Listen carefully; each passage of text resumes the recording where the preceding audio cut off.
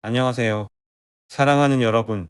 오늘의 7분 땅콩 설교는 세상의 어둠을 폭로하는 진짜 빛이 되십시오.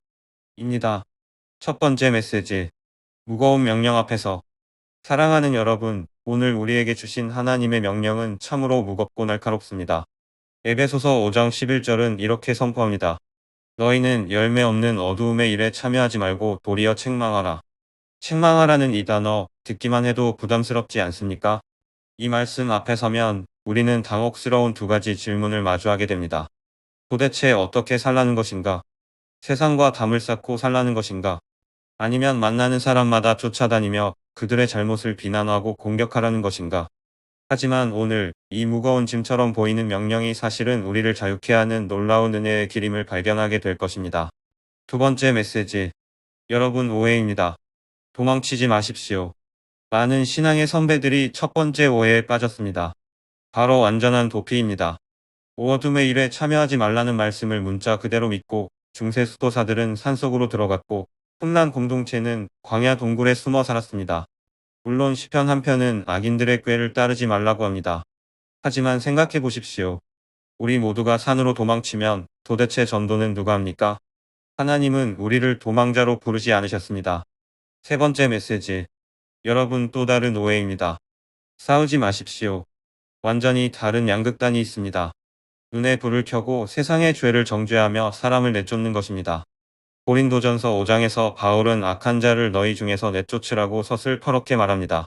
그런데 바로 뒤이어 놀라운 반전을 이야기합니다. 이 말은 세상 밖으로 나가라는 뜻이 아니다. 도대체 내쫓으라는 것입니까? 사기라는 것입니까? 이 딜레마 속에 진짜 메시지가 숨어 있습니다. 네 번째 메시지. 우리는 전투하는 군사입니다. 여러분, 우리는 수도사가 아닙니다. 성경은 우리를 세상 한복판에서 전투하는 군사라고 부릅니다. 군사가 있어야 할 곳은 어디입니까? 안전한 후방이 아니라 치열한 전투가 벌어지는 세상 한복판입니다. 하나님이 힘이 없어서 우리를 이 약한 세상에 두신 게 아닙니다. 세상과의 충돌을 통해 우리를 성장시키고 우리를 통해 세상의 빛과 소금이 되게 하시려는 하나님의 전략입니다. 다섯 번째 메시지. 무엇을 내쫓아야 하는가? 그렇다면 바울이 말한 내쫓으라는 진짜 의미는 무엇일까요? 그것은 사람을 미워해서 쫓아내라는 뜻이 아닙니다. 바로 세상의 풍속과 어두운 가치관이 교회 안으로 들어와 주인 노릇하는 것을 거부하라는 것입니다. 예수님을 보십시오. 세리와 창녀와 함께 식사하셨습니다. 그들과 어울리셨지만 결코 그들의 죄에는 동참하지 않으셨습니다. 이것이 우리가 가야 할 길입니다. 여섯 번째 메시지. 책망의 진짜 의미. 이제 오늘 설교의 핵심 단어, 책망하라를 다시 정의하겠습니다. 헬라어로 엘렌코입니다. 이 단어는 단순히 비난하거나 꾸짖는다는 뜻이 아닙니다. 진짜 뜻은 증거를 통해 납득시키다, 빛을 비추어 그 실체를 적나라하게 드러내다입니다. 즉, 입으로 비난하는 게 아니라 우리의 다른 삶을 통해 그들이 내가 어둠 속에 있구나를 스스로 깨닫게 만드는 것입니다. 일곱 번째 메시지. 삶으로 증명하십시오. 여러분의 삶 자체가 바로 엘렌코여야 합니다. 세상 사람들과 똑같이 살면서 말로만 예수 믿으라고 하면 누가 듣겠습니까? 여러분이 세상 앞에 딱 섰을 때 그들이 여러분을 보고 저 사람을 보니 내 삶이 정말 시커멓구나 하고 느끼게 해야 합니다. 절망적인 상황에서도 평안을 잃지 않는 모습, 손해를 보면서도 기뻐하는 모습, 그것이 바로 세상을 향한 가장 강력한 책망입니다. 여덟 번째 메시지. 명령은 곧 약속입니다. 목사님, 저는 그렇게 살 능력이 없습니다. 라고 말씀하시겠습니까? 걱정하지 마십시오. 하나님의 명령은 우리에게 짐을 지우는 것이 아닙니다. 내가 너를 반드시 그렇게 만들고야 말겠다는 하나님의 굳은 약속입니다. 이 원리를 믿으면 성경의 모든 명령은 부담이 아니라 우리를 완성해 가시는 은혜의 선언이 됩니다. 아홉 번째 메시지. 구원이 먼저입니다. 안식일을 보십시오. 안식일을 지키면 구원해 주겠다가 아닙니다. 하나님은 먼저 애굽에서 그들을 구원해 내셨습니다. 그리고 말씀하셨습니다. 너는 이제 자유인이니 안식하라. 구원이 먼저고 명령은 그 다음입니다. 우리는 구원받기 위해 빛으로 사는 게 아니라 이미 빛의 자녀가 되었기에 빛으로 사는 것입니다. 열 번째 메시지. 미래가 보장된 싸움. 모세가 두려워할 때 하나님이 주신 증거를 기억하십니까? 내가 백성을 인도하여 낸 후에 이 산에서 나를 예배할 것이다. 이것은 현재의 기적이 아니라 미래의 약속이었습니다. 하나님은 이미 승리한 미래를 확정해 놓고 모세를 보내신 것입니다. 우리의 싸움도 마찬가지입니다.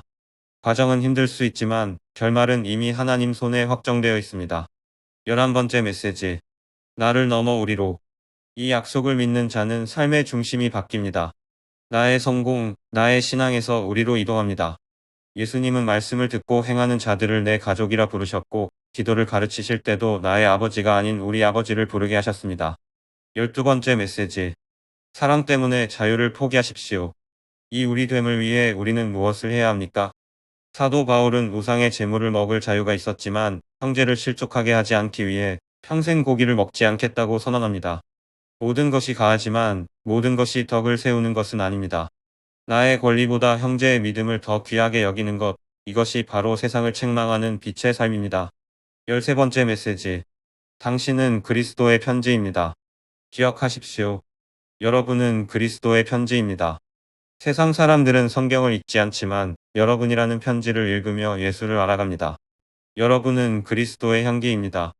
누군가에게는 생명을 주는 향기가 되고 누군가에게는 자신의 죄를 깨닫게 하는 거룩한 두려움이 되어야 합니다. 14번째 메시지. 가짜는 향기가 없습니다. 조화는 아무리 아름다워도 벌과 나비가 오지 않습니다. 향기가 없기 때문입니다. 우리의 신앙생활이 그저 훌륭한 연극에 불과하다면 세상은 감동할지 몰라도 결코 변하지 않습니다. 겉만 번지르르한 연기를 멈추고 진짜 생명의 향기를 뿜어내십시오. 마지막 결론. 하나님이 완성하십니다. 말씀을 맺겠습니다. 우리는 여전히 연약합니다. 자주 넘어지고 실패합니다. 하지만 포기하지 마십시오. 화해의 하나님은 반드시 우리를 예수 그리스도를 닮은 온전한 자로 만들어내실 것입니다. 하나님의 명령이 곧 그분의 약속이기 때문입니다. 우리는 이미 하나님의 눈에 100점짜리 자녀입니다. 그 믿음 하나 붙들고 오늘 세상이라는 전쟁터로 당당하게 걸어 나가십시오. 여러분의 삶이 어둠을 몰아내는 가장 강력한 빛이 될 것입니다.